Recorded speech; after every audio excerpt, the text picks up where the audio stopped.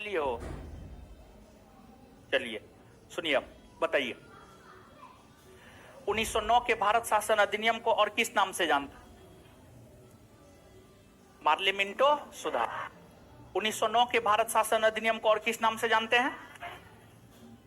1909 के भारत शासन अधिनियम पारित होने के समय ब्रिटेन के प्रधानमंत्री कौन थे? ब्रिटेन के प्रधानमंत्री। अच्छा, इसके बाद आगे बताइएगा एक बार फिर से। 1909 के भारत शासन अधिनियम पारित होने के समय ब्रिटेन के प्रधानमंत्री कौन थे? किस अधिनियम ने विधान परिषद के सदस्यों को पूरक प्रश्न पूछने का अधिकार दिया? पूरक प्रश्न पूछने का अधिकार दिया। बजट पर बहस करने का अधिकार दिया। बजट पर बहस करने का अधिकार दिया। किस अधिनियम में यह प्रावधान किया गया कि वायसराय के कार्यकारिणी परिषद में एक भारतीय सदस्य को शामिल किया जाएगा? किस अधिनियम में यह प्रावधान किया गया कि जो है वायसराय के कार्यकारिणी परिषद में एक भारतीय सदस्य को शामिल किया जाएगा? और इस अधिनियम के तहत वायसराय के कार्यकारिणी परिषद में शामिल होने वाला प्रथम भारतीय सर सत्येंद्र प्रसाद।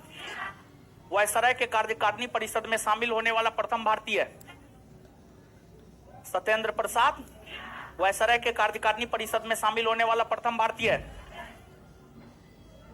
किस अधिनियम के तहत मुसलमानों को पृथक निर्वाचन का अधिकार दिया गया? किस अधिनियम के तहत मुसलमानों को पृथक निर्वाचन का अधिकार दिया गया? 1909 के तहत। ठीक है, इसके बाद जो है आगे बतलाइएगा, मुसलमानों को पृथक निर्वाचन का अधिकार किस अधिनियम के तहत? 1909। अच्छा, पृथक निर्वाचन, जब मुसलमानों को पृथक निर्वाचन का अधिकार दिया गया तो चुनाव में उम्मीदवार भी मुसलमान होता था, मतदाता भी मुसलमान ही ना, तो मुसलमानों को पृथक निर्वाचन का अधिकार 1909 के तहत ना। सिख ईसाई आंग्ल भारतीय को 1919। सिख ईसाई आंग्ल भारतीय को पृथक निर्वाचन का अधिकार कौन अधिनियम? 1900।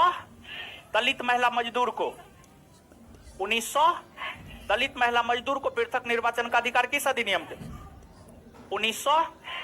अच्छा, जो 1909 का भारत शासन अधिनियम है, इस अधिनियम की आलोचना करते हुए किसने यह कहा कि यह अधिनियम भारत के लोकतंत्र को सर्वनाश करने वाला अधिनियम?